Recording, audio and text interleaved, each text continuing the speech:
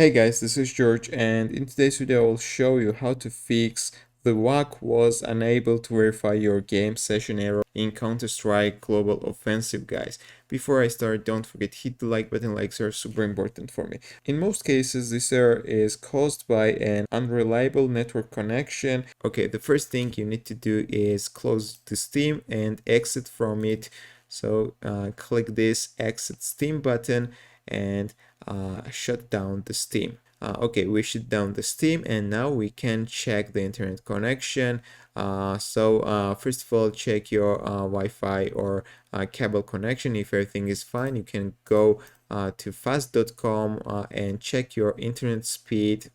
Just go to this website and check your internet speed. Okay, now the next step is open Steam again on your computer, and when you open the Steam, go to library, find Counter-Strike in the list and right click on it, go to properties and go to the installed files.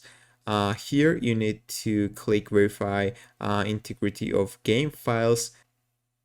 So guys, this will take a few minutes. It will check CSGO files, and if there are some corrupted or missing files, it will replace them and recover them. So this is the important thing. Once it will do it, then you can launch Counter-Strike again and you can try to play the game. But if you still have got the error, you can do another thing, guys.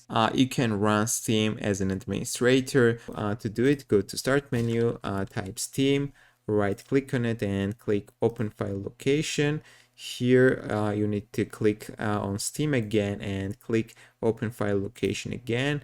When you move to this folder, find Steam, click right click on it, go to Properties, and here go to Compatibility, and you need to tick this, run this program as an administrator. Click apply and click OK. And the last thing, guys, you can do is allow the app through Firewall. So go to Start menu and type Firewall and Network Protection and open it. When you go on this page, click Allow an app through Firewall.